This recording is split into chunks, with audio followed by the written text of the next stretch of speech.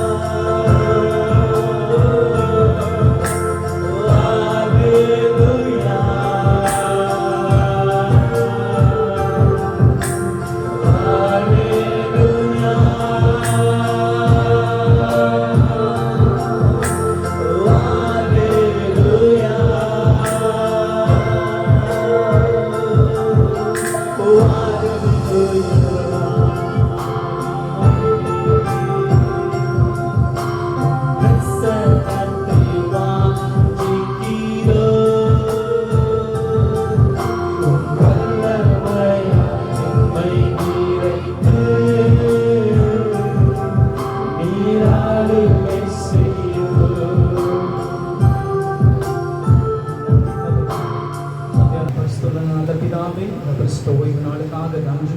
மீண்டுமாய் சமூகத்தில் வருகிறோம். அந்த ஆராதனை முற்றிலுமாய் பார்த்து ஒப்புக் கொடுக்கிறோம். பரண்டி ஆத்துமாக்களை சீக்கிரமாய் நம் சமூகத்தில் கொண்டு வரும்படியாக சொல்லிக்கிறோம். எல்லா தடைகளையும் மாற்றப்படும்படியாக சொல்லிக்கிறோம்.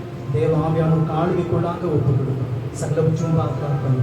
இயேசுவின் நாமத்தில் ஜெபிக்கிறோம் நல்ல பிதாவே. எல்லோரும் கரங்களை தட்டி கர்த்தருக்கு நன்றி செலுத்துவோம். ஹல்லேலூயா, ஹல்லேலூயா, ஹல்லேலூயா. நம்ம எந்த விஷயத்துக்கும் பதறவே கூடாது. ஹல்லேலூயா. ஏன்னா எந்த விஷயத்துக்கும் ஆண்டவர் நம்ம கூட இருக்கிறார். ஹல்லேலூயா, ஹல்லேலூயா. சத்தமா சொல்லுவோமே ஹல்லேலூயா. எத்தனை பேர் ஆராதனைக்கு ரெடியா வந்திருக்கீங்க? ஹல்லேலூயா. ஏன்னா எனக்கெல்லாம் நைட்லாம் தூக்கமே வராது. எப்பயுமே ஞாயிற்றுக்கிழமை அடுத்த நாள்னா எங்கள் வீட்டில் இருக்கும்போது யாருக்குமே சபையில் இருக்க அப்பா அம்மா யாருக்குமே நைட்டு தூக்கம் வராது. நாங்கள் 4 மணிக்கு எல்லா ஞாயிற்றுக்கிழமை 4 மணிக்கு எங்களுக்கு எழுப்புவோம். இதே மாதிரி தான் இப்போ நான் தனியாக இருக்கேன். எனக்கு 4 மணிக்கு இன்னைக்கு முழிப்பு தட்டுச்சு. 4 மணிலேருந்து தூக்கமே வரல. ஏன்னா இன்னைக்கு ஆராதனை இல்லை, எப்படி ஆராதனை நடக்க போகுது, நம்ம அதுக்கு ரெடியாக இருக்கிறோமா, விசுவாசிங்க ரெடியாக வராங்களா அப்படின்னு ஒரு யோசனையாக இருக்கும். ஏன்னா ஒரு விசுவாசி ஒரு டிஃப்ரெண்டான ஒரு விதத்தில் இருந்துச்சுனாலே அந்த ஆராதனை பாதிக்கப்படும். அது மாதிரி நம்ம யாருமே இருக்கக்கூடாது. ஹல்லேலூயா. ஸோ உணர்ந்து எல்லா விஷயத்தையும் பாடணும். ஆண்டவருடைய சமூகத்தில் உண்மையாக இருந்து பாடணும். நம்ம கஷ்டம்லாம் டோருக்கு வெளியே தான். நம்ம உள்ளே வந்தோடனே சந்தோஷம் மட்டும்தான். திருப்பி வீட்டுக்கு போகும்போது அதே சந்தோஷத்தோடு தான் போகணும். ஹல்லேலூயா. ஒரு வாரம் நம்மளுக்கு எந்த கஷ்டம் வேணால் வந்திருக்கலாம். நம்ம வீட்டு பக்கத்தில் இருக்கோம், நம்மளை பார்த்து ஐயோ இவன் கஷ்டப்பட்டுட்டு இருக்கான், அவன் மூஞ்சி ரொம்ப வாடி போய் இருக்குன்னு நினைக்கலாம். ஆனால் ஞாயிற்றுக்கிழமை ஆராதனை முடிச்சுட்டு நம்ம திருப்பி வீட்டுக்கு போகும்போது அவங்கெல்லாம் ஆச்சரியப்படணும். ஹல்லேலூயா. அது மாதிரி நம்மளுடைய ஆராதனையாக இருக்கணும். எல்லாருக்கும் தெரிந்த பாடல், உம்மை ஆராதிக்கின்றோம் இயேசுவே, உம்மை ஆராதிக்கின்றோம். ஏன்னா நீ நல்லவர், சர்வ வல்லவர், உம்மை போல் வேறு தேவன் இல்லை. ஹல்லேலூயா. உம்மை ஆராதிக்கின்றோம் இயேசுவே, உம்மை ஆராதிக்கின்றோம், உம்மை ஆராதிக்கின்றோம் இயேசுவே, உம்மை ஆராதிக்கின்றோம். நீ நல்லவர், சர்வ வல்லவர், உம்மை போல் வேறு தேவன் இல்லை.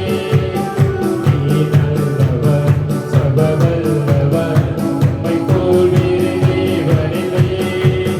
ஹல்லேலூயா, ஹல்லேலூயா, ஹல்லேலூயா, ஹல்லேலூயா, ஹல்லேலூயா, ஹல்லேலூயா, ஹல்லேலூயா, ஹல்லேலூயா. பாவியான என்னையும் உம் பிள்ளையாய் மாற்றினீர். பாவியான என்னையும் உம் பிள்ளையாய் மாற்றினீர். நீ நல்லவர், சர்வ வல்லவர், உம்மை போல் வேறு தேவன் இல்லை. நீ நல்லவர், சர்வ வல்லவர், உம்மை போல் வேறு தேவன் இல்லை. ஹல்லேலூயா, ஹல்லேலூயா, ஹல்லேலூயா, ஹல்லேலூயா, ஹல்லேலூயா, ஹல்லேலூயா, ஹல்லேலூயா, ஹல்லேலூயா, ஹல்லேலூயா, ஹல்லேலூயா,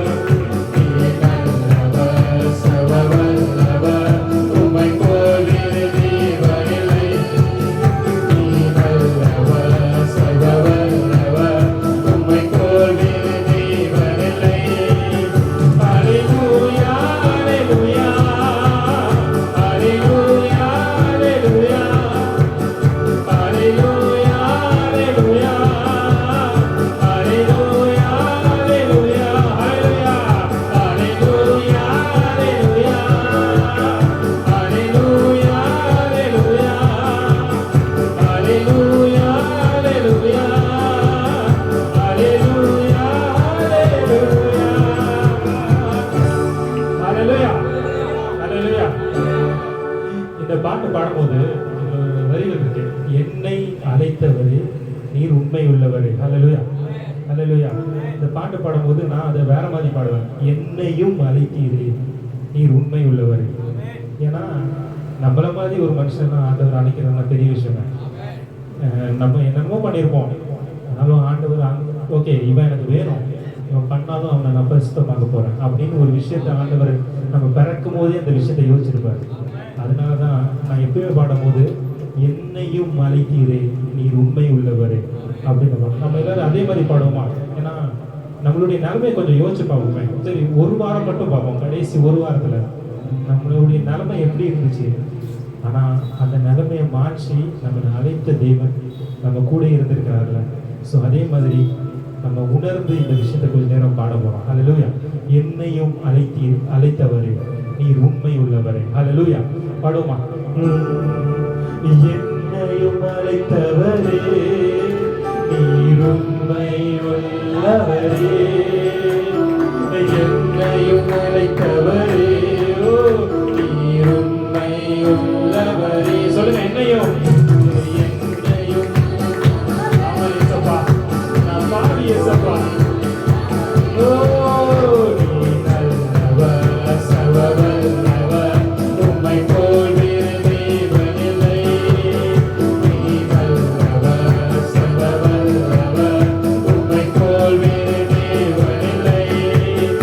அல்லேலூயா, அல்லேலூயா, அல்லேலூயா, அல்லேலூயா, அல்லேலூயா, அல்லேலூயா.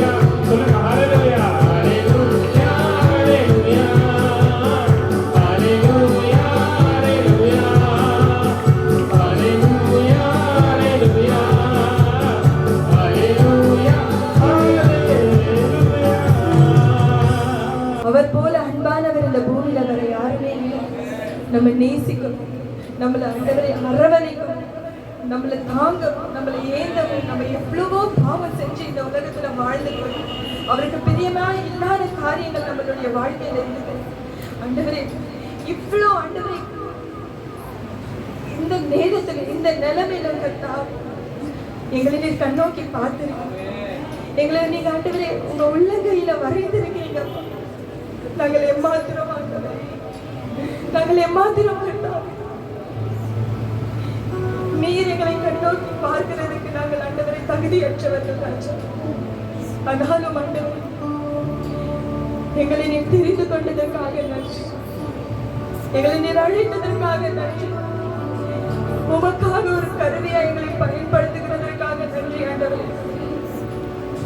இயேசுப்பா, பரிசுத்த அலங்காரத்தோட என்னை தொழுது கொள்ளுங்கள் என்று சொல்லியிருக்கீங்கல்லப்பா. இந்த இடத்துல நாங்க உங்களை பரிசுத்த அலங்காரத்தோடு கூட தொழுது கொள்ள உதவி செய்யுங்கப்பா. இயேசுப்பா, நீங்க மட்டும்தான் ராஜா, நீங்க மட்டும்தான் கர்த்தாவே. இந்த உலகத்துல எங்களுக்கு நிரந்தரம் பெற்ற தாயும் தந்தையும் உன்னை கைவிட்டாலும் நான் உன்னை கைவிடுவதில்லை என்று சொன்னீங்கல்ல. எவ்வளவு பெரிய வார்த்தை ராஜா. யாருமே இந்த உலகத்துல சொல்ல முடியாத ஒரு வார்த்தை. தாயோட அன்பு மாறி போகும், தகப்பனுடைய அன்பு மாறி போகும். உங்க அன்பு எங்களை விட்டு விலகாது ராஜா. நீங்க எங்களை விட்டு கலையாட்டுவரை என்னைக்குமே ஒரு செகண்ட் கூட எங்களை விட்டு விலகிறது இல்லை ராஜா. எவ்வளவு மகா பெரிய அன்பு. சிலுவையில் எங்களுக்காக அந்த அன்பை நீங்க நிரூபிச்சிருக்கிறீங்க தகப்பனே. உலகத்துல ஒரு மரம் எங்களுக்காக செய்ய முடியாத ஒரு அன்பு. உங்க பாதத்தில் எத்தனை கோடி ஆண்டுகள் நாங்கள் விழுந்து கிடந்தாலும் அந்த நன்றிகளை நாங்கள் தீர்க்க முடியாது. ஒரு நாளும் நாங்கள் தீர்க்க முடியாது கர்த்தாவே. எவ்வளவு அழகான ஒரு அன்பு. இப்படிப்பட்ட ஒரு அன்பை நாங்கள் இதுவரைக்கும் யாரிடமும் கண்டதில்லை ராஜா. யாரிடமும் கண்டதில்லை. கரங்களை உயர்த்தி சொல்லுங்க. ஒவ்வொரு நாளும் அவருக்கு முன்பாக போய் நிற்கும் போது அவருடைய கிருபை புதிதாக இருக்கிறது. அந்த கிருபை நம்ம கூட இல்லைன்னா நம்மளால வாழவே முடியாது. அந்த கிருபை நம்ம கூட இல்லைன்னா நம்மளால ஒண்ணுமே பண்ண முடியாது. அப்படிப்பட்ட ஒரு அழகான கிருபை. எவ்வளவு அழகான ஆண்டவர் இல்லையா நமக்கு. அவருடைய அன்பை கொஞ்ச நேரம் நம்ம நினைச்சு பார்ப்போம்.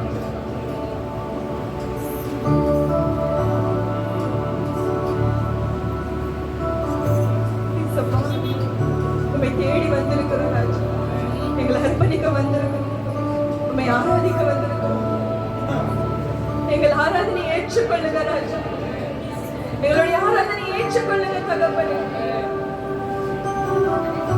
நாங்க கல்லையோ மண்ணையோ வணங்கல, ஜீவனுள்ள தேவனை நாங்கள் வணங்குகிறோம். சகலத்தையும் படைத்தாளுகிற தேவனை நாங்கள் வணங்குகிறோம். கம்பீரமாக உம்மை துதிக்கிற நாமங்களை எங்களுக்கு கொடுங்க ராஜா.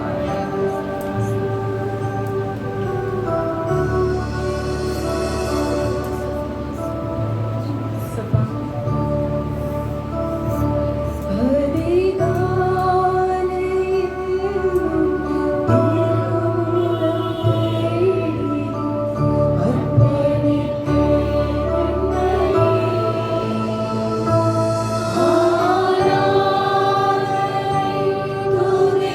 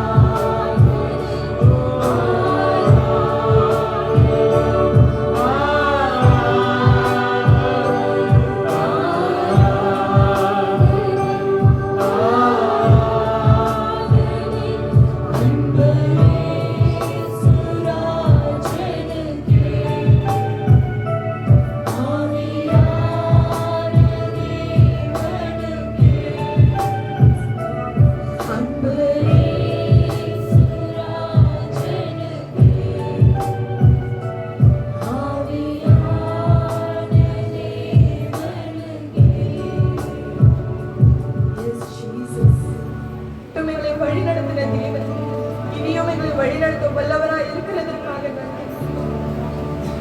பெரிய காரியங்களை செய்ய அற்புதங்கள் அடையாளங்களை எங்களுக்கு காண உதவி செய்யும். இயேசுவின் மூலம் ஜெபிக்கிறோம் நல்ல பிதாவே. மகிமைப்படுவதாக.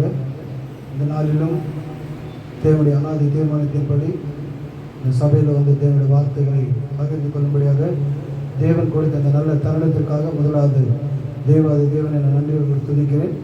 அது மாத்திரமல்ல சபையின் போதகர் எங்கள் தலைமை போதகர் பிரஸ்பீட்டர் எப்னேசர் பாஸ்டருக்காக நான் நன்றியோடு துதிக்கிறேன். அவர் இந்த நாளிலும் சபையில் வந்து இந்த வாரத்தில் செய்தி கொடுக்கும்படியாக கேட்டுக்கொண்டார்கள். அதற்காக அவருக்கும் நான் நன்றி செலுத்துகிறேன். ரிச்சர்டுக்காகவும் தேவனை துதிக்கிறேன்.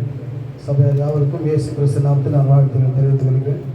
இந்த நாளிலும் தேவன் கொடுத்த இந்த மகத்தான கிருபைகளுக்காக அவர் நன்றி செலுத்துகிறோம். அல்லேலூயா. நாம் ஆராதிக்கிற தேவன் ஜீவனுள்ள தேவன் அவர். அல்லேலூயா. நாம் ஆராதிப்பது கல்லோ ஒரு மண்ணையோ அல்லது ஒரு மரத்தை நாம் ஆராதிக்க வரவில்லை. ஜீவனுள்ள தேவனை ஆராதிக்க முடியாது நாம் வந்திருக்கிறோம். அவர் நம்மை தெரிந்து கொண்ட தேவனை நாம் ஆராதிக்க வந்திருக்கிறோம். அல்லேலூயா. ஆண்டவர் சொல்லியிருக்கிறார், உங்களை நான் எனக்கென்று தெரிந்து கொண்டேன், இவர்கள் என் துதியை சொல்லி வருவார்கள் என்று சொல்லப்பட்டிருக்கிறது. ஆகவே நாம் அவருடைய துதிகளை சொல்லும்படியாகத்தான் நம்மை தேவன் தெரிந்து கொண்டிருக்கார். பிரியமானவர்களே, இந்த நாளிலும் ஒரு பென்டெகோஸ்டே சண்டேவாக இருக்கிறது. எத்தனை பேருக்கு தெரியும்? ஹல்லேலூயா. எத்தனை பேருக்கு தெரியும் இந்த நாள் ஒரு பெந்தெகோஸ்தே ஒரு சண்டேவாக இருக்கிறது? ஹல்லேலூயா. ஆகவே தேவன் நம் இந்த நாளில் நம்மோடு கூட பேசுவாராக. செய்திக்கு போவதற்கு முன்பதாக ஒரு சிறு ஜெபத்தை நம் கண்கள் இப்படி தரைகளை தாழ்த்தி நாம் ஜெபிக்கலாம். மகா உன்னதங்களில் வாசம் பண்ணுகிற எங்கள் அன்பின் பரலோக பிதாவே, இந்த ஆசீர்வதிக்கப்பட்ட இந்த அருமையான ஓய்வு நாளுக்காக உங்களுக்கு ஸ்தோத்திரம். இந்த மாதத்தின் ஆண்டவரே, இந்த மே மாதத்தின் கடைசி ஞாயிற்றுக்கிழமைகளை கொண்டு வந்தமைக்காக உங்களுக்கு ஸ்தோத்திரம். இந்த நாளை பார்க்காதபடி எத்தனை பேர் மறிந்திருப்பாங்க ஆண்டவரே. எத்தனை பேர் பலவித போராட்டங்களிலும் ஆண்டவர் மருத்துவமனையில் அனுமதிக்கப்பட்டிருப்பார்கள். ஆனால் எங்களுக்கு கொடுத்த ஜீவனுக்காக, சுகத்திற்காக, பலத்திற்காக, ஆரோக்கியத்திற்காக உங்களுக்கு நன்றி செலுத்துகிறோம். இந்த நேரத்தில் கூட ஆண்டவரே, உடைய வார்த்தைகளை நாங்கள் தியானிக்கும் போது எங்களோடு கூட பேசுவீராக தகப்பனே. நீ சொன்னீரல்லவா, பேசுகிறவர்கள் நீங்கள் அல்ல, உங்கள் இருந்து உங்கள் பிதாவின் ஆவியானவர்களை பேசுவார் என்று சொல்லப்பட்டிருக்கிறது. கர்த்தாவே, அடியவனை மறைத்து இந்த காலையில் நீங்கள் ஒவ்வொருவரோடு கூட இடைப்படுவீராக. வந்தவர்கள் நாங்கள் வந்தவனவாய் போகாதபடி ஆண்டவரே, உடைய மன்னாவினால் போஷிக்கப்பட்டவர்களாய் செல்ல காத்து உதவி செய்வீராக. உடைய நாமத்துக்கு நீ மகிமை கொண்டு வர பண்ணுவீராக. இயேசு கிறிஸ்துவின் நாமத்தில் ஜெபிக்கிறோம் எங்கள் ஜீவனுள்ள நல்ல பிதாவே. ஆமென். ஆமென். ஹல்லேலூயா. இந்த தினத்திலே தேவனுடைய வார்த்தையை நாம் பார்க்க போகிறோம். விசேஷமாக உலகம் முழுவதும் இருக்கிற எல்லா சபை, ஆவிக்குரிய சபைகள் ஒரு பெந்தெகோஸ்தே ஒரு நாளாக இதை அனுசரிக்க அதை ஏற்படுத்தி இருக்கிறார்கள். ஹல்லேலூயா. இது எங்கிருந்து வந்தது என்று சொன்னால், ஆதி ஆகமத்திலே நாம் ஆதி காலத்தில் பார்க்கும்போது இஸ்ரவேல் ஜனங்களுடைய வாழ்க்கையில் தேவன் இப்படிப்பட்ட காரியங்களை கொடுத்திருக்கிறதை பார்க்க முடியும். பிரியமானவர்களே, நம்ம ஒரு வாசிக்கலாமா? யாத்ராகமன் புஸ்தகம் 34ஆம் அதிகாரம் 22ஆம் வசனத்தை நாம் வாசிக்கலாம். எடுத்தல் வாசிங்கள். யாத்ராகமம் 34ஆம் அதிகாரம் 22ஆம் வசனம். கோதுமை அறுப்பின் முதற் பலனை செலுத்தும் 7 வாரங்களின் பண்டிகையும் வருஷ முடிவிலே சேர்ப்பு கால பண்டிகையும் ஆசரிப்பாயாக. இங்க வசனம் சொல்லப்பட்டிருக்கிறது, 7 வாரங்கள் என்ன பண்ணோமா நம்ம ஆசரிப்பு பண்டிகை கொண்டாட வேண்டும் என்று சொல்லப்பட்டது. அந்த 7 வாரங்கள் கடந்த பிறகு 50வது நாளிலே இதை என்ன செய்வார்கள்? ஒரு பண்டிகையாக அதை என்ன பண்ணுவார்கள்? அனுசரிப்பார்கள். 7 வாரங்கள் என்ற எத்தனை நாட்கள் வருகிறது? 7 7 49 days வருகிறது. 49 நாட்கள் அதை முடிந்த பிறகு 50வது நாளிலே அதை என்ன அனுசரிப்பார்கள்? அது ஒரு பண்டிகையாக, பண்டிகை நாளாக அந்த காலத்தில் அதை அனுசரித்த பிரியமானவர்களே. அல்லேலூயா. இந்த கிரேக்க மொழியில இதை பெந்தெகோஸ்தே என்று சொல்வார்கள். பெந்தெகோஸ்தே என்று சொல்லும்போது 49வது நாள் முடிந்தது, 50வது நாளுக்குள்ளாக அதை குறிக்கிறதாக காணப்படுகிறது. இந்த நாட்களில் தேவனுக்காக அறுவடை செய்த எல்லா கோதுமை கொண்டு வந்து 50வது நாளில் அந்த அவ்விதமாக அந்த பண்டிகை கொண்டாடுவார்கள். இதைத்தான் கிரேக்க மொழியில பெந்தெகோஸ்ட் என்று சொல்வார்கள், பெந்தெகோஸ்தே என்று சொல்வார்கள். ஆங்கிலத்தில் பென்டா என்று சொன்னால் 5 பாகங்கள், 50 குறிக்கக்கூடியதாக இருக்கிறது பிரியமானவர்களே. ஆகவே தேவன் இந்த காரியத்தை நம்முடைய புதிய ஏற்பட்ட காலத்தில் நாம் பார்க்கும்போது பெந்தெகோஸ்தே என்ற பெயர் பெற்ற அப்படிப்பட்ட ஒரு அறுப்பின் பண்டிகை அந்த காலத்தில் இருந்தது. இஸ்ரவேல் காலத்தில் இருந்தது, மோசையின் நியாயப்பிரமாண காலத்தில் இருந்தது. ஆனால் நம்முடைய புதிய ஏற்பாடு கிறிஸ்தவர்களாகிய நம்மை பொறுத்த மட்டில் எப்போது ஆண்டவராக இயேசு கிறிஸ்து நம்முடைய வாழ்க்கை சிலுவை மரணத்துக்கு ஒப்பு கொடுத்தாரோ அல்லது தன்னுடைய ஜீவனை நமக்காக மரிக்க ஒப்பு கொடுத்தாரோ அப்போது அது ஆரம்பமாகிவிட்டது என்று சொல்லப்பட்டிருக்கிறது. அல்லேலூயா. அந்த கல்வாரி சிலுவைக்கு போகிறதுக்கு முன்பதாக அவர் பட்ட பாடுகளை அதை நினைக்க கூறுகிறதா இருக்கிறது. அது எப்படி நடக்குது என்று சொன்னால், இயேசு கிறிஸ்துவானவர் இந்த பூமியிலே 33 வருடம் வாழ்ந்து அவர் கல்வாரி சிலுவையில் அடிக்கப்பட்ட பிற்பாடு நடந்த ஒரு சங்கதி என்று சொன்னால், அவர் அவ்விதமாக உயிர் தெழுந்த பிறகு எத்தனை நாட்கள் அவருக்கு உயிர் உள்ளவராய் காண்பித்தார்? 40 நாட்கள் அளவாகும். எத்தனை நாட்கள்? 40 நாட்கள் அளவாக அவர் தம்மை உயிர்வுள்ளவர்களாக காண்பித்தார். பிரியமானவர்களே, அந்த 40 நாட்களும் அவர்களோடு கூட அநேக காரியங்களை குறித்து சம்பாஷித்தார். சில சமயங்களில் அவர் தனிமையாக அவர்கள் ஜெபித்துக் கொண்டிருக்கும்போது அந்த அறைக்குள்ளாக வந்து அவர்கள் சந்தித்தார். இன்னொரு விஷயமாக அங்க தோமா இல்லாத நிமித்தமாக அவர் அவிசுவாசத்தை போக்கும்படியாக மீண்டும் ஒரு விஷயமாக அவரை சந்தித்தார். இவ்விதமாக பல 40 நாட்களாக தன்னை உயிருள்ளவராகவும் தன்னை இந்த ஜனங்கள் விசுவாசிக்க வேண்டும் என்று சொல்லி அவ்விதமாக ஒரு உயிருள்ள காண்பித்தார். ஒரு காலகட்டத்தில் பார்க்கும்போது இயேசு கிறிஸ்துவானவர் மரித்த பிறகு பேதுரு சொன்னார், நான் மீன் பிடிக்க மறுபடியும் போய்விடுகிறேன் என்று தன் நிர்ணயத்தை எடுத்துக்கொண்டார். அப்போது அவனோடு இருந்த எல்லா சகோதரர்களும் அவ்விதமாக போய்விட்டார்கள். பிரியமானவர்களே, ஆனால் நடந்த ஒரு காரியம் என்ன சொன்னால், இப்படிப்பட்ட காரியங்களை தேவன் அவ்விதமாக விட்டு விடுவார் கூடாது என்று சொல்லி அவர் 40 நாட்களவும் தம்மை உயிருள்ளவராய் காண்பித்தார். அல்லேலூயா. அது மாத்திரமல்ல, கடைசியாக அவர் பரமேறத்துக்கு போவதற்கு முன்பதாக ஒரு வார்த்தை சொன்னார். என்ன சொன்னார்?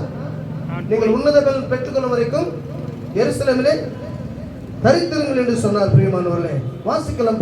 அப்போஸ்தலர் எழுதின அப்போஸ்தலரின் புஸ்தகம் 1ஆம் அதிகாரத்தை வாசிக்கலாம். The book of Acts 1ஆம் அதிகாரம் 3ஆம் வசனத்தை வாசிங்க. அவர் பாடுபட்ட பின்பு 40 நாட்கள் அளவும் அப்போஸ்தலருக்கு தரிசனமாகி தேவனுடைய ராஜ்யத்திற்குரியவைகளை பேசி அநேக தெளிவான திருஷ்டாந்தங்களினாலே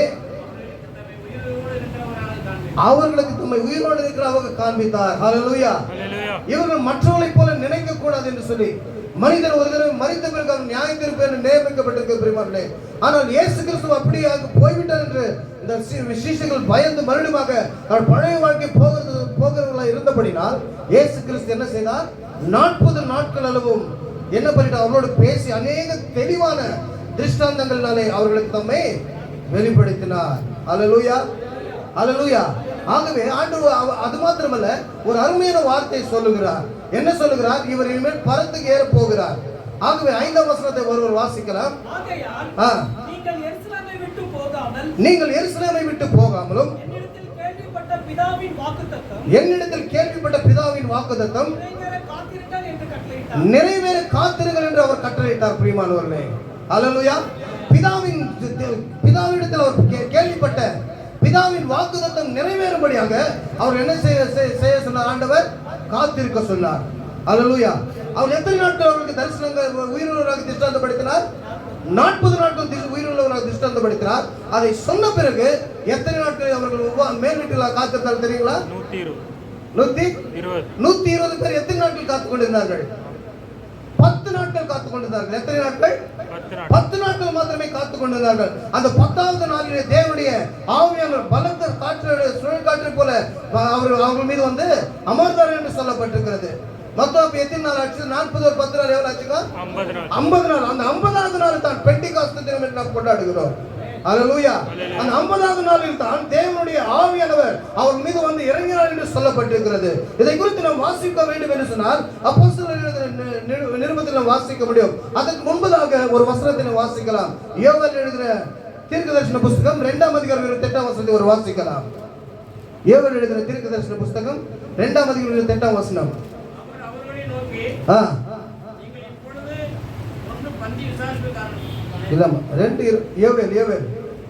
ஜோயல், புக் ஆஃப் ஜோயல். ஒன்றை ஒன்று நெருக்காது, ஒவ்வொன்றும் தன் பாதையிலே செல்லும். யோவேல் 2:28.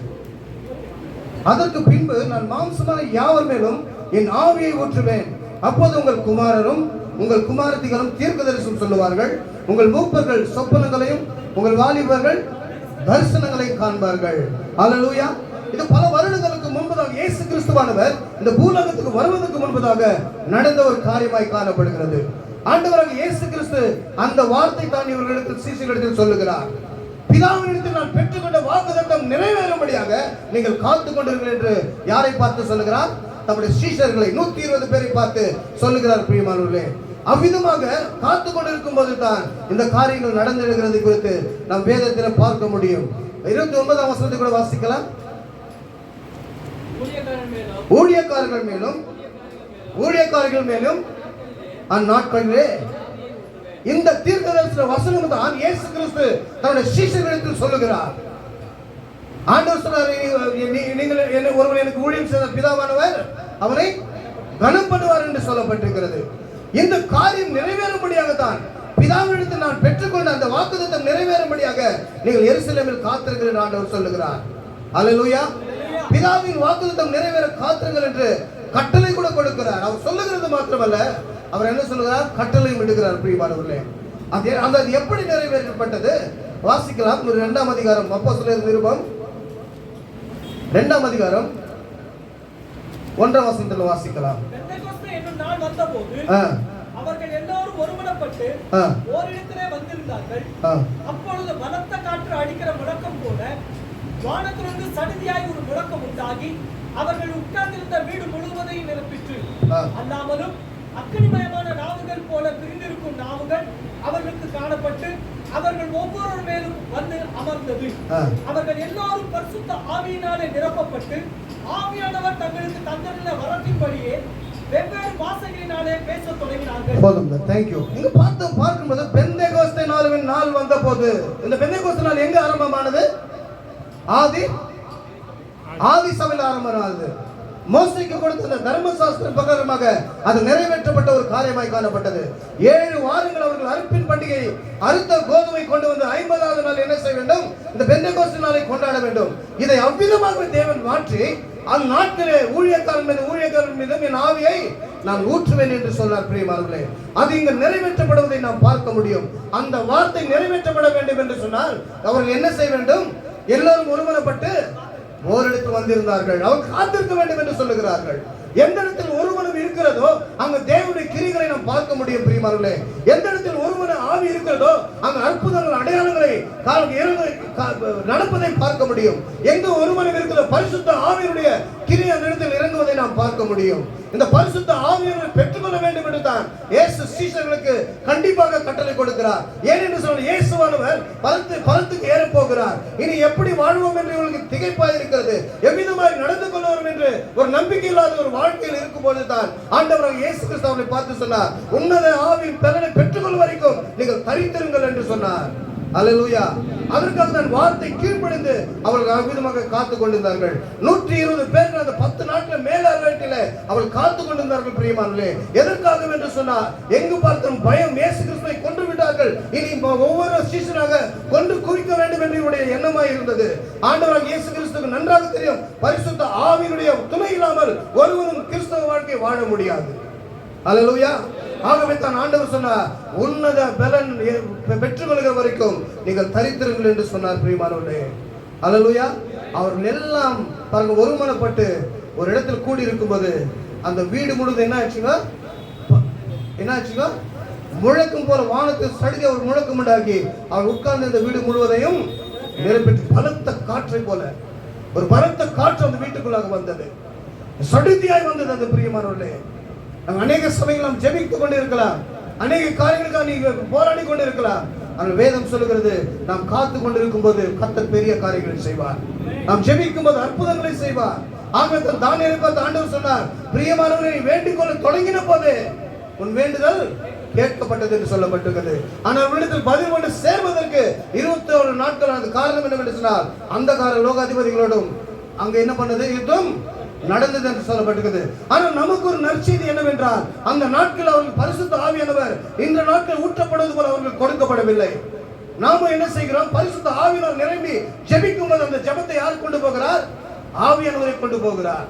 ஆகவே எந்த ஒரு பிசாசும் அவரை தடை செய்ய முடிவதில்லை. ஹல்லேலூயா. அப்பொழுது பாருங்க 6ஆம் வசனம் வாசிங்க.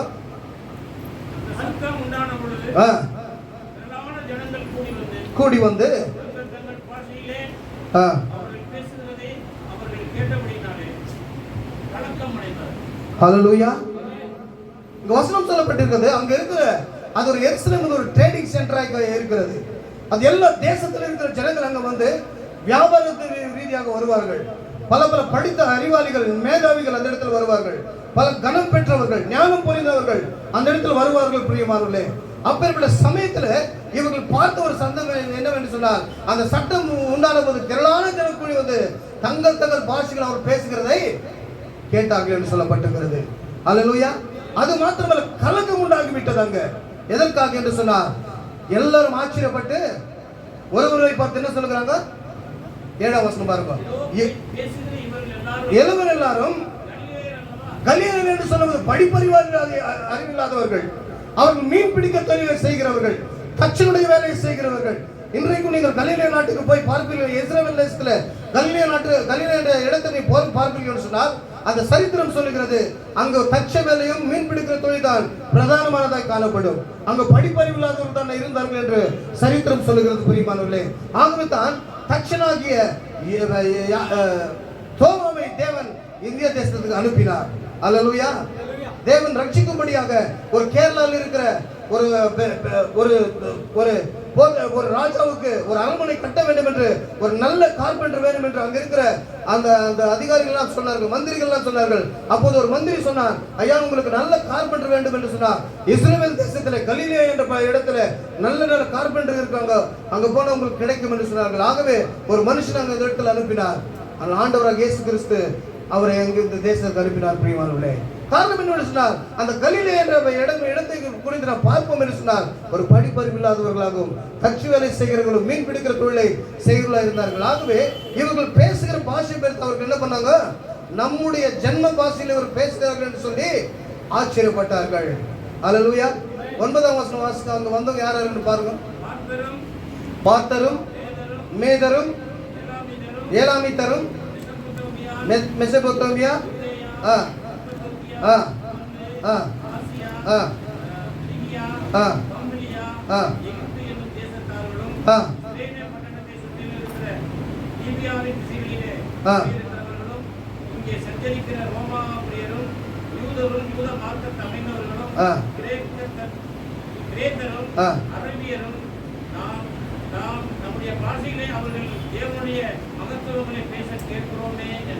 இவர்கள் பாருங்க, பரிப்படைவுள்ள நன்றாக தெரியும், இவர்கள் மீன் பிடிக்கிற தொழில் செய்கிறவர்கள் தெரியும்.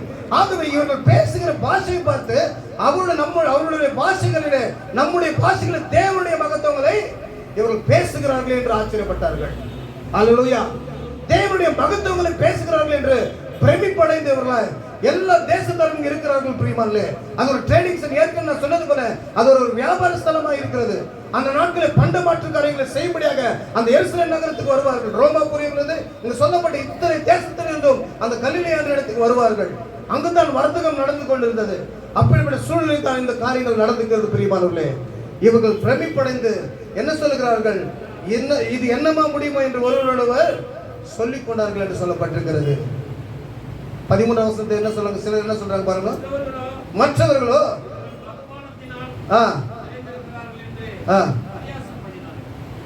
என்ன சொல்றாங்க, இவங்க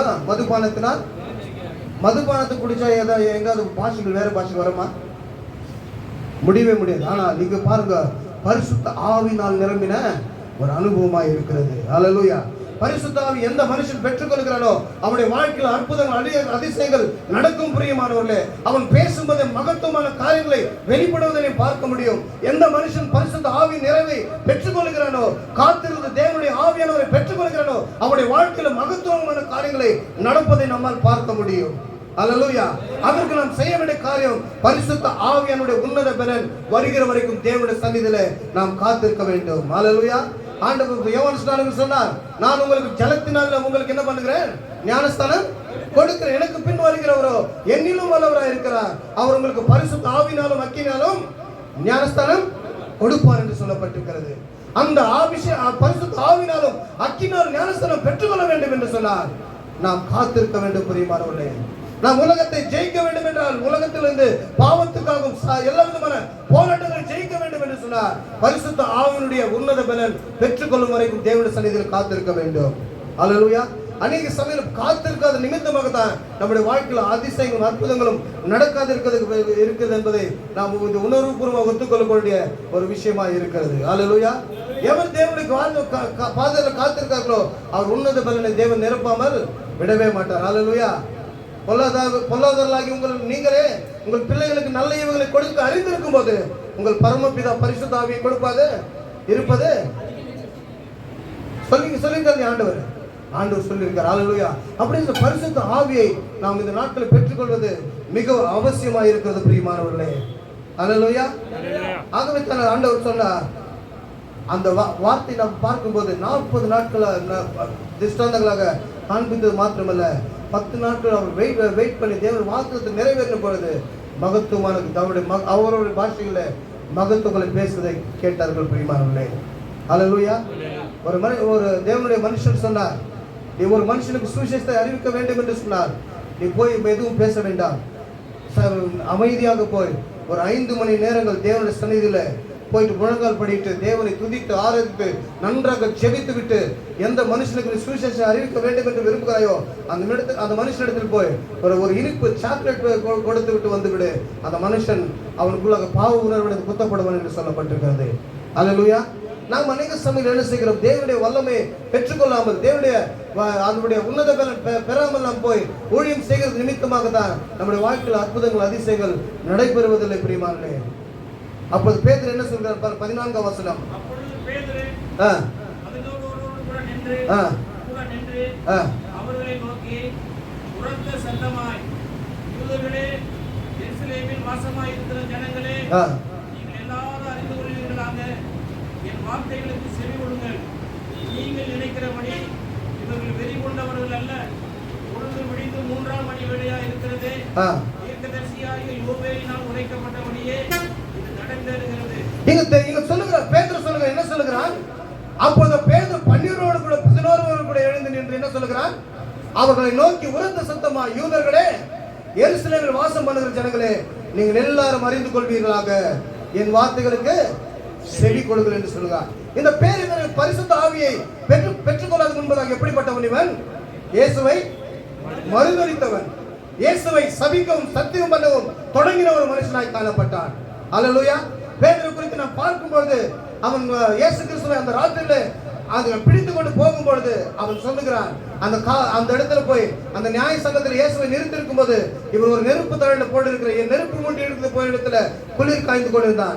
அப்போது ஒரு ஸ்திரீ வந்து சொல்லுகிறார், நீயும் கலிலேயன், உன் பேச்சை உன்னை வெளிப்படுத்துகிறது, நீ அவரோடு இயேசுவோடு கூட இருந்தா என்று சொல்லும்போது அந்த மனுஷனை அறியேன் என்று சொல்லி சபிக்கவும் சத்தியம் பண்ணவும் தொடங்கி 3 முறை என்ன பண்ணவன்?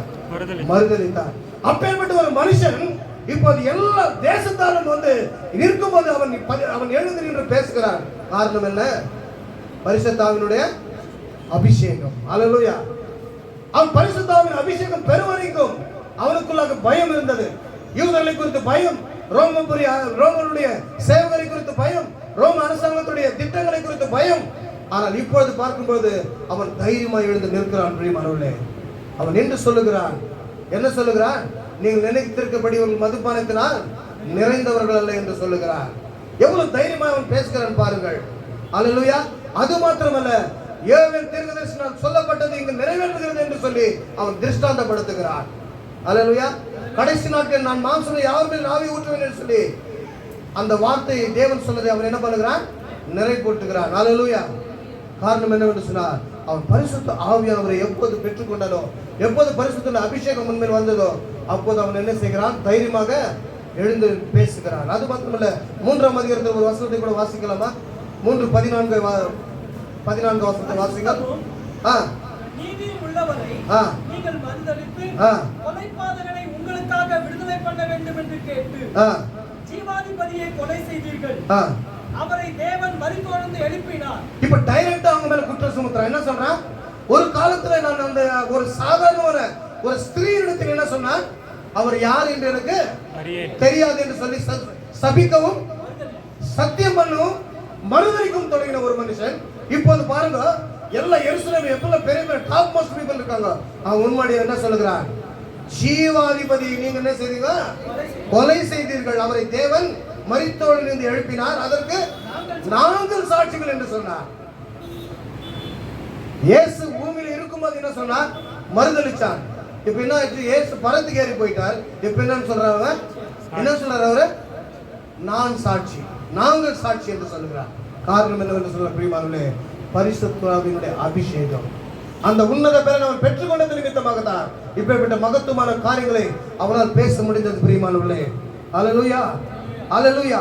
இப்படிப்பட்ட ஆவியானவர் நம்முடைய வாழ்க்கையில் நாம் பெற்றுக்கொள்வது மிகவும் அவசியமா இருக்கிறது. பேதுரு குறித்து பார்க்கும்போது அவர்கள் மீன் பிடிக்கிற தொழிலை செய்கிறவர், எந்த ஒரு நாலேஜும் இல்லை. இந்த அவர் எழுதின புத்தகங்கள்லாம் மார்க் என்ற இவர் சொல்ல சொல்லதான் மார்க் எழுதினார் என்று சரித்திரம் சொல்லுகிறது. அப்பேற்பட்ட ஒரு மனுஷன் தைரியமாய் எழுந்து நின்று தேவனுடைய வார்த்தைகளை சொல்லுகிறார். ஒரு காலத்தில் பயந்து அதே பேர் தான் இப்போது தைரியமா நிற்க காரணம் என்னவென்று சொன்னார், அவன் தேவனுடைய மகத்துவங்களை குறித்து அறிந்தவனாய் காணப்படுகிறான். அல்லேலூயா. வாசிங்க 2:33 வாசிங்க. அப்போஸ்தலர். அவர் தேவனுடைய வலது கரத்தினாலே உயர்த்தப்பட்டு பிதா அருளிய வாக்குத்தத்தத்தின்படி பரிசுத்த ஆவியை பெற்று நீங்கள் இப்பொழுது காண்கிறதும் கேட்கிறதுமாகிய இதை பொழிந்தருளினார். அவர் தேவனுடைய வலது பாரசத்தில் உயர்த்தப்பட்டு பிதா அருளிய வாக்குத்தத்தம். பிதா அருளிய வாக்குத்தத்தம் என்ன? இந்த மாம்சமான என் ஆவியை ஊற்றுவேன் என்று சொன்ன அந்த வாக்குத்தத்தத்தை பெற்றுக்கொண்டு உயர்த்தப்பட்டு என்ன செய்கிறார்? பரிசுத்த ஆவியை பெற்று நீங்கள் இப்போது காண்கிறபடி கேட்கிறதுமாகிய இதை பொழிந்தருளினார். ஹல்லேலூயா. அந்த வாக்குத்தத்தம் இயேசு கிறிஸ்துவானவருக்கு யார் கொடுத்தது? தேவன் கொடுத்திருந்தார். அதை தான் சொல்லப்பட்டிருக்கிறது. அவர் தேவனுடைய வலது பாரசத்தில் என்ன பண்ணிட்டாரு? உயர்த்தப்பட்டார். ஹல்லேலூயா. இப்படிப்பட்ட காரியங்களை அவர் வாழ்க்கையில் நடந்ததை நாம் பார்க்க முடியும் பிரியமானவர்களே. வாசிக்கலாம் இந்த நேரத்தில். இப்பேற்பட்ட நம்முடைய வாழ்க்கையில இப்பேற்பட்ட பரிசுத்த ஆவியானவரை நாம் பெற்றால் நம்முடைய வாழ்க்கை எப்படி இருக்கும் என்று சொல்லி சில காரியங்களை குறித்து இந்த காலையில நாம் தியானிக்க போகிறோம். முதலாவது வாசிக்கலாம், மத்தேயு எழுதின சுவிசேஷம் 10ஆம் அதிகாரம் 20ஆம் வசனத்தை வாசிக்கலாம். The book of Matthew 10th chapter 20th verse. இன்னொரு லூக்கா 12:12 வாசிக்கலாம். பேசுகிறவர்கள் நீங்கள் அல்ல, உங்கள் பிதாவின் ஆவியானவரே உங்களிலிருந்து பேசுவார். ஹல்லேலூயா. 12 வாசிங்க. லூக்கா 12:12. ஆட்டை பார்க்கிலும் 12:12. நீங்கள் பேச வேண்டியவர்களை பரிசுத்த ஆவியானவர் அந்நேரத்தில் உங்களுக்கு போதிப்பார் என்றார். ஹல்லேலூயா. மத்தேயு 10ஆம் அதிகாரம் சொல்லப்பட்டிருக்கிறது, பேசுகிறவர்கள் நீங்கள் அல்ல, உங்கள் பிதாவின் ஆவியானவர் என்ன பண்ணுவாரு? உங்களிலிருந்து பேசுவார் என்று சொல்லப்பட்டிருக்கிறது. அது மாத்திரமல்ல, இரண்டாவதாக சொல்லப்பட்டிருக்கிறது, நீங்கள் பேச வேண்டியவர் பரிசுத்த ஆவியானவர் அந்த நேரத்தில் கொடுப்பார் என்று சொல்லப்பட்டிருக்கிறது. பிரியமானவர்களே, நாம் பரிசுத்த ஆவியானவரை பெற்றுக்கொள்வோம் என்று சொன்னார் ஒரு குறிப்பிட்ட இடத்துக்கு போகும்போது அல்லது சில அதிகாரிகளுக்கு அல்லது சில மனுஷருக்கு எப்படி பதில் சொல்ல வேண்டும் என்று நாம் தயங்க தேவையில்லை. ஏன் என்று சொன்னால் பரிசுத்த ஆவியானவர் அந்த நேரத்தில் என்ன பேச வேண்டும் என்று நமக்கு கற்றுக் கொடுக்க அவர் வல்லமுள்ள தேவனாய் இருக்கிறார். அல்லேலூயா. இதுதான் முதலாவது அவர் செய்கிற காரியம்.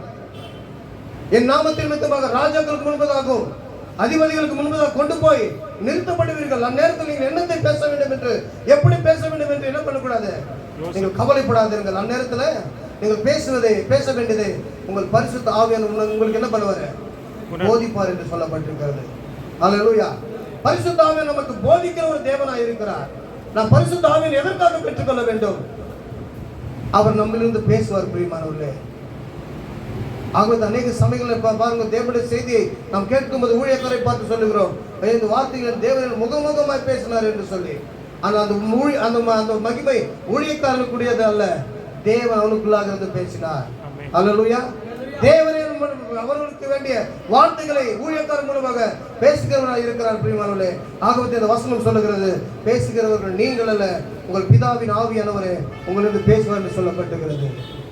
முதலாவதாக என்ன பண்ணுவார்? நமக்குள்ள இருந்து அவர் பேசுவார். இரண்டாவதாக அவர் கண்டித்து உணர்த்துகிற ஆவியானவராக இருக்கிறார். அவர் நமக்குள்ள இருக்கும்போது என்ன செய்வார் என்று சொன்னார்? அவர் நம்மை கண்டித்து வழி நடத்துவார் பிரியமானவர்களே. வாசிக்க யோவான் எழுதின சுவிசேஷம் 16ஆம் அதிகாரம் 8ஆம் வசனத்தை வாசிக்கலாம். அவர் வந்து பாவத்தை குறித்தும் நீதியை குறித்தும் நியாயத்தீர்ப்பை குறித்தும் உலகத்தை கண்டித்து உணர்த்துவார்.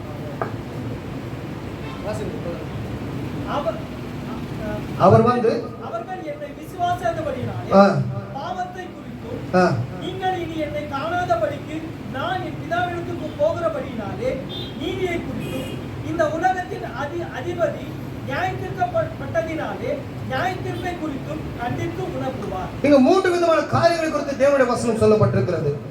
ஆண்டவராகிய இயேசு கிறிஸ்து தன் சீஷர்களை பார்த்து இந்த பூலோகத்தில் இருந்தபோது 3 விதமான காரியங்களை குறித்து சொல்லுகிறார். என்ன சொல்லுகிறார்?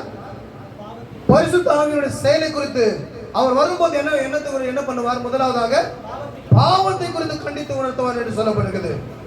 எவருடைய பாவத்தை கண்டித்து உணர்த்துவார்? அவர்கள் இயேசுவை விசுவாசிக்காதபடினால், உலகத்தில் இருக்கிற ஜனங்கள் இயேசுவை விசுவாசிக்காதபடினால் அவர் பாவத்தை குறித்து கண்டித்து உணர்த்துவார் என்று சொல்லப்பட்டிருக்கிறது. இன்றைக்கு உங்களுக்கு பாருங்க பிரியமானவர்கள், அநேக சமயங்களில் நாம் இயேசு கிறிஸ்து சொல்லும் போது அவர்கள் ஏற்றுக்கொள்வது காரணம் என்னவென்று சொன்னார், அவர் பாவத்தை குறித்து அவருக்கு பயம் என்பதே கிடையாது. பாவத்தை தண்ணீரை போல பருகி கொண்டிருக்கிறார்கள். குடிக்கும் போதை பொருளுக்கும் அடிமைகளாக்கப்பட்ட ஒரு பயம் இல்லாமல் வாழ்கிறீர்கள் என்று சொன்னால் காரணம் என்ன? நாம் பரிசுத்த ஆவியினால் நிரம்பி அவர்களுக்கு சத்தியத்தை சொல்வதில்லை. நீ பரிசுத்த ஆவியில் நிரம்பி மற்றவர்களுக்கு சுவிசேஷத்தை அறிவிப்பாய் என்று சொன்னார் அவர்கள் பாவத்தினால் கண்டிக்கப்படுவார்கள். பிரியமானவர்களே, ஏன் என்று சொன்னால் அவர்கள் இயேசுவை விசுவாசிக்காதபடினால் அவர் பாவத்தை குறித்து அவர் அவ்விதமாக கண்டித்து நடத்துவார் என்று சொல்லப்பட்டது. அது மாத்திரமல்ல, இனி எங்களை காணாதபடிக்கு என் பிதாவினிடத்தில் போகிறபடினால் என் நீதியை குறித்து அவருக்கு வெளிப்படுத்துவார்.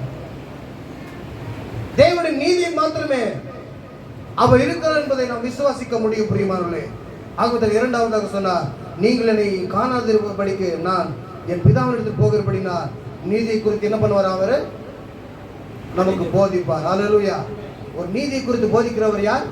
பரிசுத்த ஆவியானவர். அது மாத்திரமல்ல, இந்த உலகத்தின் அதிபதி நியாயத்தீர்க்கப்பட்டதினால் நியாய தீர்ப்பை குறித்து கண்டித்து உணர்த்துவார். இந்த உலகத்தின் அதிபதி யாரு? பிசாசானவர். ஆண்டவர் இயேசு கிறிஸ்து சொன்னார், இந்த உலகத்தின் அதிபதி வருகிறான், என்னிடத்தில் அவனுக்கு ஒன்றுமே இல்லைன்னு சொல்லிட்டார். அப்பேற்பட்ட காரியங்களுக்குள்ளாக வழி நடத்தக்கூடிய ஒரு ஒரே ஒருத்தர் தான். யார் அவர்? பரிசுத்த ஆவியானவர். அப்பேற்பட்ட ஒரு நீதிமானாக நம்மை மாற்ற தகுதி பெற்றவர் ஆவியானவர் மாத்திரமே. பிரியமானவர்களே, ஆவியானவர் இயேசு கிறிஸ்து அப்படிப்பட்ட ஒரு வல்லமையான காரியங்கள் பலமான ஊழியத்தை செய்ய காரணம் என்னவென்று சொன்னார். அப்போஸ்தலர் 10:38 வசனத்திலும் சொல்லப்பட்டிருக்கிறது. எடுத்தவர் வாசிக்கலாம். 10ஆம் அதிகாரம் 38ஆம் வசனத்தை வாசிக்கலாம்.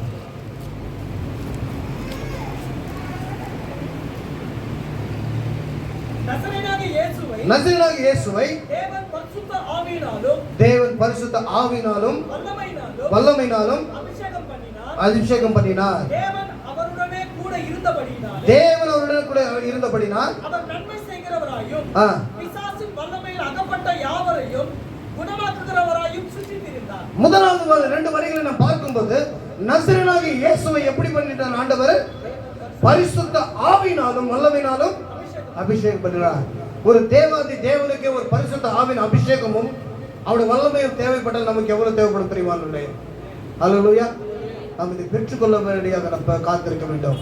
ஆகவே தான் அன்பான ஒரு வேண்டுகோளை தன்னுடைய சீஷர்களுக்கு சொன்னார், உன்னத பலனை பெற்றுக்கொள்ளும் வரைக்கும் நீங்கள் எருசலேமில் காத்திருங்கள் என்று சொன்னார், தரித்திருங்கள் என்று சொன்னார். அந்த ஆவி வருகிற வரைக்கும் தான் உங்களுக்கு போராட்டம் வரும். பிரியமானவர்களே, பரிசுத்த ஆவியினுடைய பலன் உங்கள் மீது வருகிற வரைக்கும் தான் உங்களுக்கு கஷ்டமா இருக்கும். ஆகவே மரியாதை பார்த்து சொன்னார் தேவதூதன், உன்னதமானுடைய பலன் உன்னில் நிழலிடும். அப்போது உன்னிடத்தில் என்ன ஆகும்? பரிசுத்த பிள்ளை உருவாகும் என்று சொல்லப்பட்டிருக்கிறது. காரணம் என்னவென்று சொன்னார், பரிசுத்த ஆவியானவர் மாத்திரமே அவர் இஸ் எ கிரியேட்டர். வேத அறிஞர்கள் இவர்கள் சொல்லுகிறார்கள், ஆகாயம் உண்டாவதாக ஒவ்வொரு காரியத்தை படைக்கும் போது என்ன செய்தாரா? தேவன் கட்டளை கொடுக்க ஆவியானவர் என்ன செய்தார்? போய் அவைகளை உருவாக்கினார். அல்லேலூயா. இதைத்தான் ஆவியினுடைய செயல். ஆகவே தன்னை செருபவேலை பார்த்து ஆண்டவர் சொன்னார், பலத்தினாலும் அல்ல பராக்கிரமத்தினாலே நாவினாலே எல்லாம் ஆகும். அல்லேலூயா. there is nothing impossible with him. அல்லேலூயா. அவரால் கூடாதது ஒன்றுமே இல்லை. பிரியமானவர்களே, அவரால் எல்லாம் கூடும். காரணம் என்னவென்று சொன்னார், பலத்தினாலும் அல்ல பராக்கிரமத்தினாலும் அல்ல என் ஆவினாலே ஆகும் என்று சொல்லப்பட்டிருக்கிறது. ஆவியானவர் எங்கே உண்டாங்க? விடுதலை உண்டு என்று சொல்லப்பட்டிருக்கிறது. இந்த ஆவியானவர் பெற்றுக்கொள்ளும்படியாக நாம் ஒவ்வொரு நாளும் பிரயாசப்பட வேண்டும். பிரியமானவர்களே, ஆகவே தான் இயேசு கிறிஸ்துவானவர் ஞானஸ்தானம் பெற்றவுடனே இயேசுவானவர் ஆவியானவர் அவரை எங்க போக துரிதப்படுத்தினார்? வனாந்தரத்துக்கு போக துரிதப்படுத்தினார். ஏன் என்று சொன்னார், அவர் இனி ஊழியம் செய்ய போகிறார். 3.5 வருடங்கள் கடினமான ஊழியம் செய்ய போகிறார். பயங்கரமான மனுஷர்களை சந்திக்க போகிறார். பகிரங்கமாக தேவனுடைய ராஜ்யம் சமீபமாக இருக்கிறது பிரசங்கிக்க போகிறார். இயேசு கிறிஸ்துடைய அவருடைய திட்டங்களை வெளிப்படுத்த போகிறார். தேவனுடைய மகத்துவங்களை குறித்து ஜனங்களிடம் பேச போகிறார்கள். அங்க இருக்கிறவர்கள் எல்லாரும் மோசே தர்மசாஸ்திரத்தை கரைத்து குடித்த ஜனங்கள். அவர்கள் எல்லாரும் தேவனுடைய மகத்துவங்களை குறித்து நன்றாக அறிந்த ஜனங்கள். ஆகவே தான் இயேசு கிறிஸ்துவிடத்தில் ஊழியம் செய்ய போகிறார், சஞ்சரிக்க போகிறார். அவரை எதிர்த்து நிற்க வேண்டும் என்று சொன்னார். அவருக்கே வல்லமை தேவைப்பட்டது. ஆகவே தான் 40 நாட்கள் அவர் என்ன செய்தாங்க, போய் உபவாசம் இருந்தார். உபவாசம் இருந்த பிறகு அவருக்கு 3 விதமான சோதனைகள் வந்தது. அவர்களை மேற்கொண்டார். அதன் பிற்பாடு அவர் என்ன, இருளில் இருக்கிற ஜனங்கள் பெரிய வெளிச்சத்தை கண்டார்கள் என்று வேதம் சொல்லுகிறது. அல்லேலூயா. அப்ப 30 வருஷம் ஒரு பூமியில் இல்லையா? எப்போது ஞானஸ்தானம் பெற்று அவர் பரிசுத்த ஆவியினால் 40 நாள் உபவாசம் இருந்து அந்த பலத்தை பெற்றுக்கொண்டு வந்தாரோ, அந்த நப்புதலை செகுல நாடுகளுக்குள்ளாக அந்த புறஜாதிகளுடைய கலிலியாவுக்கு வரும் பொழுது இருளில் இருக்கிற ஜனங்கள் பெரிய வெளிச்சத்தை கண்டார்கள். மரண இருளில் இருக்கிறவர்களுக்கு ஜீவ ஒளியை பெற்றார்கள் என்று சொல்லப்பட்டிருக்கிறது. அல்லேலூயா. வாசிக்கலாம். மத்தேயு 4ஆம் அதிகாரம் பாருங்க.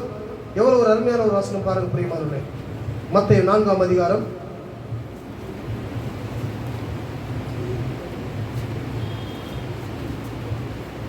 13ஆம் வசனத்தில் வாசிக்கலாம். நாசரேத்தை விட்டு செபுலோன் நப்தலி என்னும் நாடுகளில் எல்லைகளில் இருக்கும் கடற்கரைக்கு அருகான கப்பர்நாகுமிலே வந்து வாசம் பண்ணினார். கடற்கரை அருகிலும் யோர்தானுக்கும் அப்புறத்திலும் உள்ள செபுலோன் நாடு, நப்தலி நாடு ஆகிய புறஜாதிகளுடைய கலிலியாவிலே இருளில் இருக்கும் ஜனங்கள் பெரிய வெளிச்சத்தை கண்டார்கள். மரண இருளின் திசை இருக்கிறவர்களுக்கு வெளிச்சம் உதித்தது என்று. இங்க 40 நாட்கள் உபவாசம் நடந்து வரும்போது ஆண்டு முதலாவது எங்க போகிறார்? கலிலேயாவாகிய செபுலோனும் நற்பதலி நாடு என்ற புறஜாதிகளுடைய நாடுகளுக்கு சென்றார். அதற்கு முன்பதாக புறஜாதிகள் ஒரு பொருட்டாகவே என்ன பண்ண மாட்டாங்க, மதிக்க மாட்டாங்க.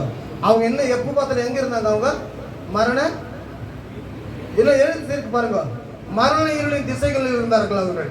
அவர்கள் எப்ப பார்த்தாலும் மரண ஓலம் கேட்டுக்கொண்டே இருக்கும். அப்படிப்பட்ட ஜனங்களுக்கு என்ன உதித்தது? வெளிச்சம் உதித்தது என்று சொல்லப்பட்டிருக்கிறது.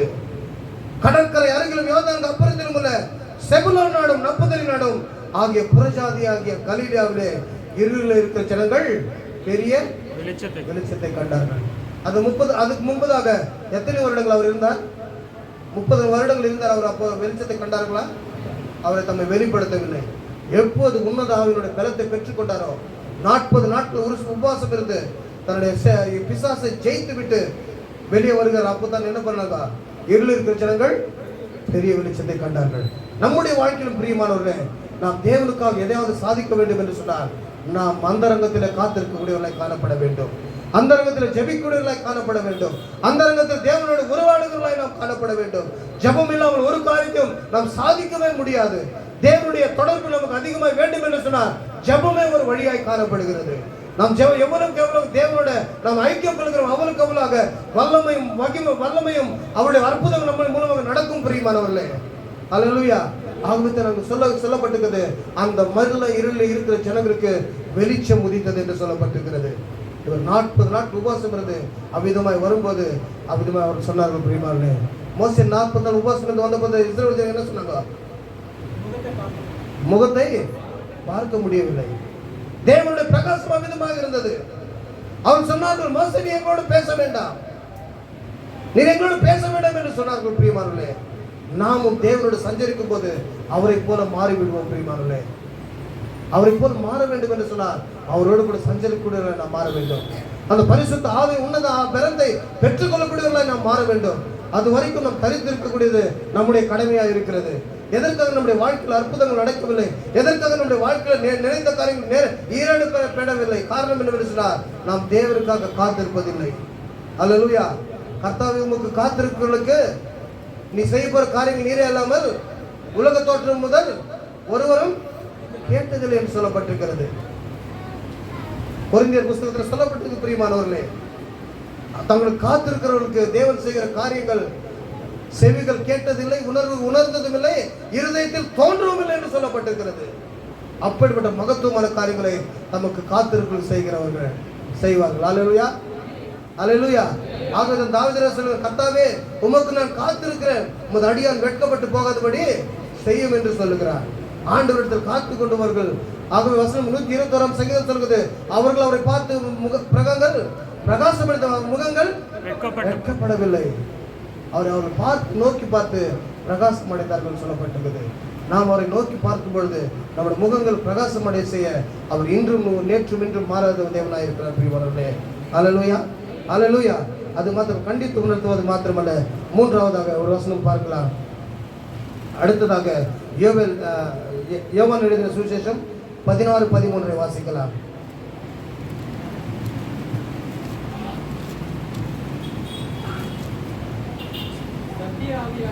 சத்திய ஆவியாகிய அவர் வரும்போது சகல சத்தியத்துக்குள்ளும் நம்மை நடத்துவார். அல்லேலூயா. சத்திய ஆவியானவர் வரும்போது அடுத்து நடக்கிற நம்முடைய வாழ்க்கையில் நடக்கக்கூடிய என்ன நடக்கும்? சகல சத்தியத்துக்குள்ளாகவும் நம்மை வழி நடத்துவார். அல்லேலூயா, அல்லேலூயா. அவர் வரும்போது மாத்திரமே பிரியமானவர்களே என்ன நடக்கும்? நம்முடைய வாழ்க்கையில சகல சத்தியத்துக்குள்ளாக நம்மை வழி நடத்துவார். ஏன் என்று சொன்னார், சத்தியம் என்னதென்று சத்தியத்தை அறிவு, சத்தியம் உங்களை விடுதலையாக்கும் என்று சொல்லப்பட்டிருக்கிறது.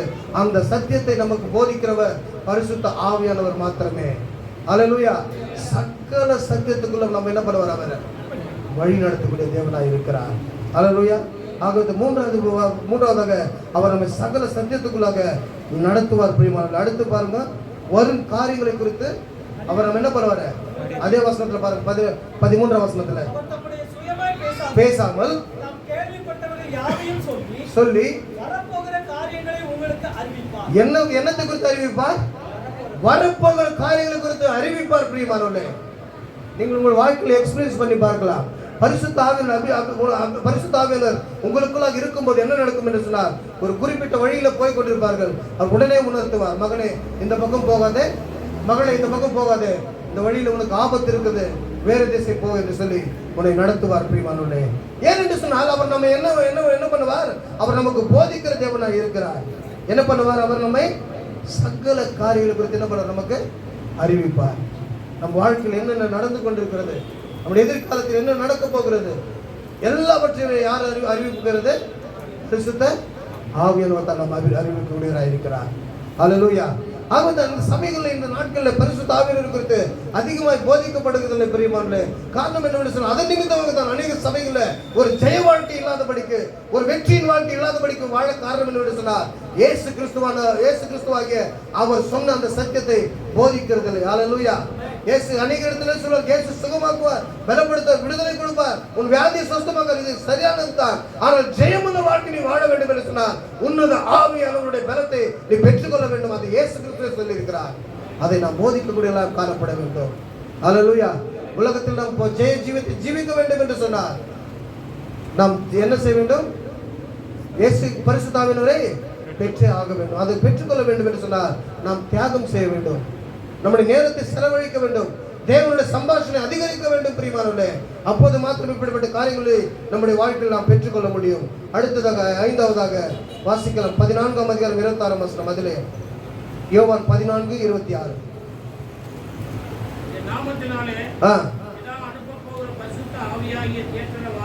தேற்றவாளனே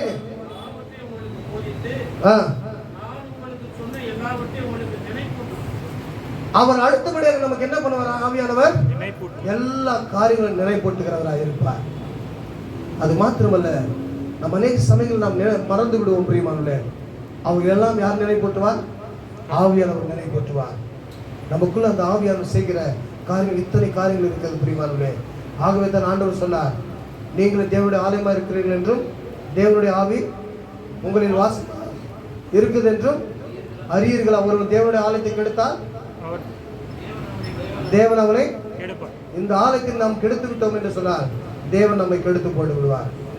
ஒரு மனுஷனை நம்மை கெடுத்தால் நம்மால் தாங்க முடியாது. அல்லேலூயா. தேவன் நம்மை கெடுப்பார் என்று சொன்னார், அது வேதனைக்குரிய காரியம். அது பரிசுத்தமான ஆலயம். புகைக்கும் பான் போடுறதுக்கும் அல்லது குடிக்குமான இருதயம் அல்லது, அது பரிசுத்த ஆவியானவருடைய தங்கக்கூடிய இதயமாக இருக்கிறது. எதைத்தான் 1 கொரிந்தியர் 3:16 சொல்லப்பட்டிருக்கிறது பிரியமானவர்களே. 1 கொரிந்தியர் 3:16 வாசிக்கும் போது என்னை பார்க்க முடியும். வாசிங்க பார்க்கலாம். நீங்கள் தேவனுடைய ஆலயமா இருக்கிறீர்கள் என்றும் தேவனுடைய ஆவி உங்களில் வாசமாய் இருக்கிறார் என்று அறிந்திருக்கிறீர்களா? அறியாமல் இருக்கிறீர்களா? அறியாதிருக்கிறீர்களா? ஒருவன் தேவனுடைய ஆலயத்தை கெடுத்தால் அவனை தேவன் கெடுப்பார். எந்த ஆலயத்தை குறித்து சொல்லப்பட்டிருக்கிறது? சரீரமாக ஆலயம். நாம் ஒவ்வொருவரும் நடமாடக்கூடிய மொபைல் ஆலயமா இருக்கிறோம், நடமாடக்கூடிய ஆலயமா இருக்கிறோம். நமக்குள்ளாய் தேவனுடைய ஆவியானவர் வாசம் பண்ணி கொண்டிருக்கிறார். அல்லேலூயா. பிரியமானவர்களே, ஜாக்கிரதையா இருக்க வேண்டும். ஏதோ சபைக்கு வருகிறோம் போகிறோம் என்று அநேகர் நினைக்கிறார்கள். அப்படி நாம் வாழக்கூடாது. பிரியமானவர்களே, நம்மை ஒரு நோக்கத்தோடு ஆண்டவர் தெரிந்து கொண்டிருக்கிறார்.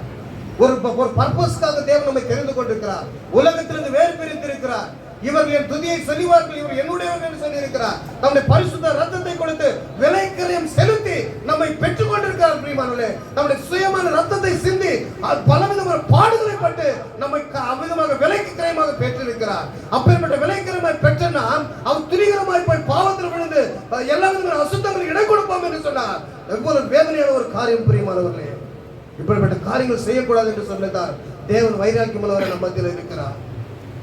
ஆகவே தான் கடைசியா கன்க்ளூஷனுக்குள்ளாக இந்த கொரிந்தியருக்கு எழுதும் போது பரிசுத்த பவுல் சொல்லுகிறார், அவர்களுக்குள்ளாக அநேக ஆசபாசங்கள் இருந்தது, அநேக களியாட்டங்கள் இருந்தது.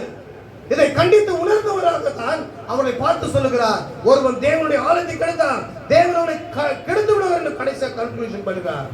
நீங்கள் ஜாக்கிரதையா இருக்க வேண்டும்.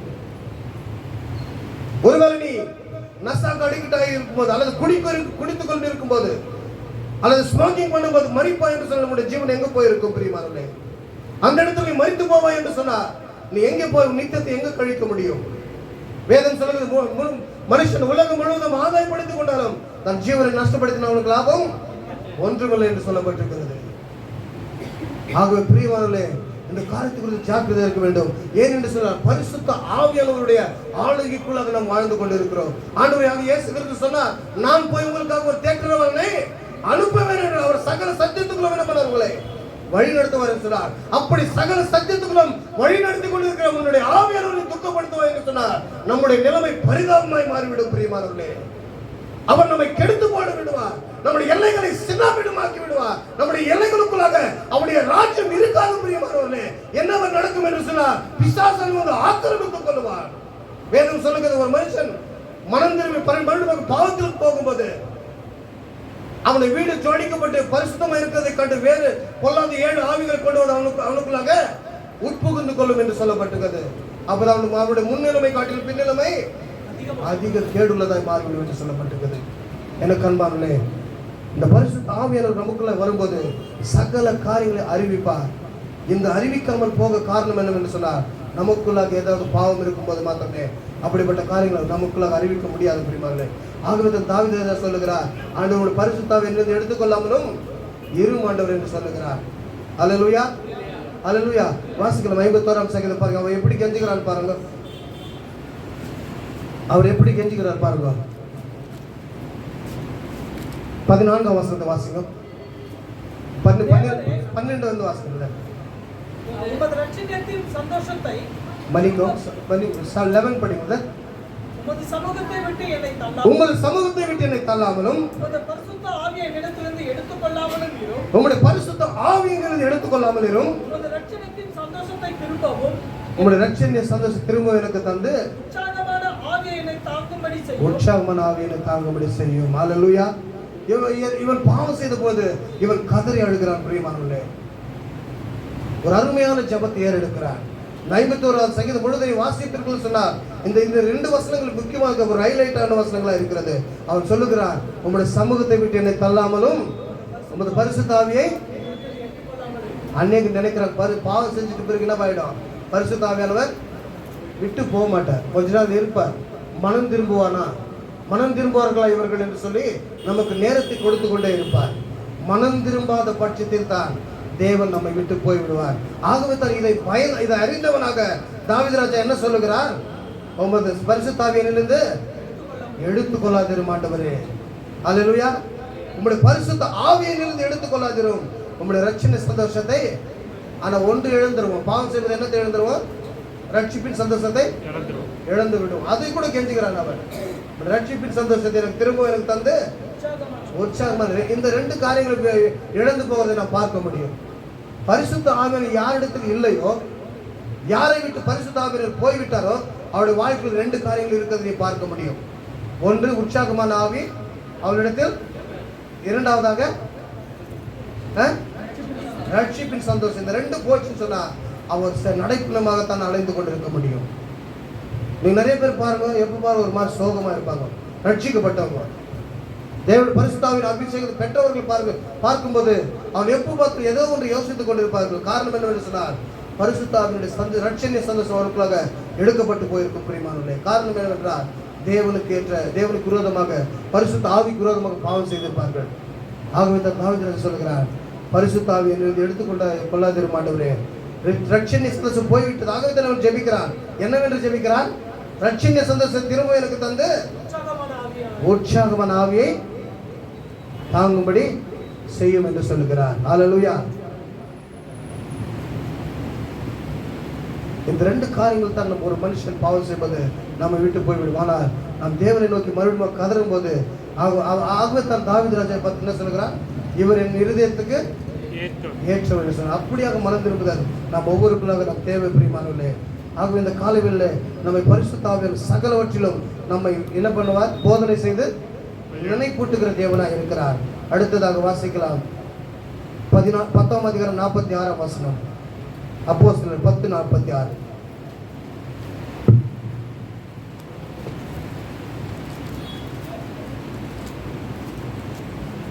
பேதுருவோட கூட வந்திருந்த விருத்த சேதனம் உள்ள விசுவாசிகள் கேட்கும்போது பரிசுத்த ஆவியின் வரம் பிரஜாதிகள் பேரும் பொருந்தப்பட்டதை குறித்து விரைவித்தார்கள். ஹல்லேலூயா. அவர் வரங்களை பொழிந்தருளுகிற தேவன். யார்?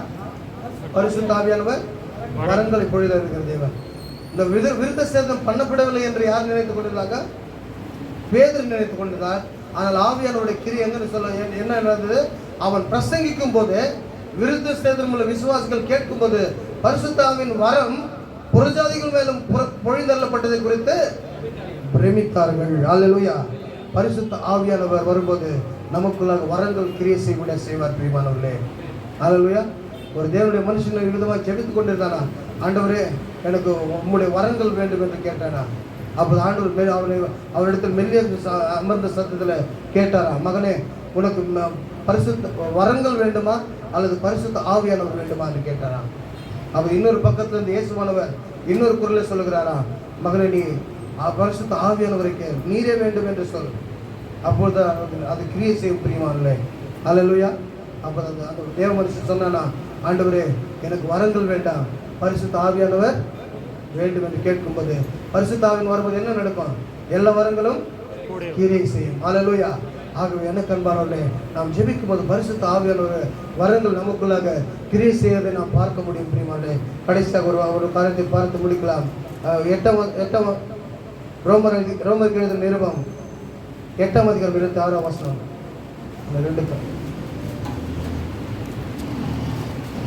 ரோமருக்கு எழுதின நிருபம் 8ஆம் அதிகாரம்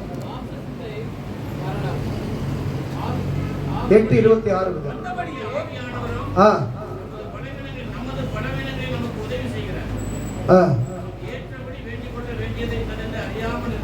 நாம் ஏற்றபடி என்னது வேண்டிக்கொள்ள என்னது அறியாது இருக்கப்படினால் ஹல்லேலூயா. யார் நமக்காக வேண்டுதல் செய்கிறார்? ஆவியானவர். நாம் அநேக சமயங்களில் இந்த வசனம் தெளிவாய் சொல்லுகிறது. அந்தபடியே ஆவியானவர் நமது பலவீனங்கள் நமக்கு என்ன பண்ணுகிறார்? உதவி செய்கிறார். நாம் ஏற்றபடி வேண்டிக் கொள்வது என்னதென்று அறியாமல் இருக்கிறபடினால் ஆவியானவர் தாமே வாக்கு கடங்காத பெருமூச்சுகளோட நமக்காக வேண்டுதல் செய்கிறார். அநேக சமயங்கள் நாம் என்ன ஜெபிக்க வேண்டும், எப்படி ஜெபிக்க வேண்டும், எதற்காக ஜெபிக்க வேண்டும் என்று நமக்கு சமயமே தெரிவதில்லை பிரியமானவர்களே. அநேக போராட்டங்கள் இருக்கும், பாரங்கள் அழைத்துக் கொண்டு இருக்கும் நம்முடைய வாழ்க்கையில.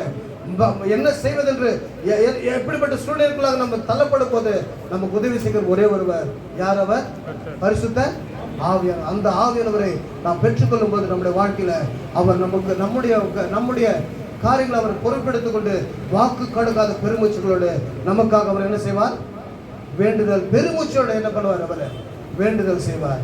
அநேக சமயம் ஆவியில் நிரம்பி ஜெபிக்கும் போது இந்த அனுபவத்தை நீங்கள் கூட உங்கள் வாழ்க்கையில அனுபவித்திருக்க முடியும். பிரியமானவர்களே, நீங்கள் கூட இந்த எக்ஸ்பீரியன்ஸ் பண்ணி இருக்க முடியும்.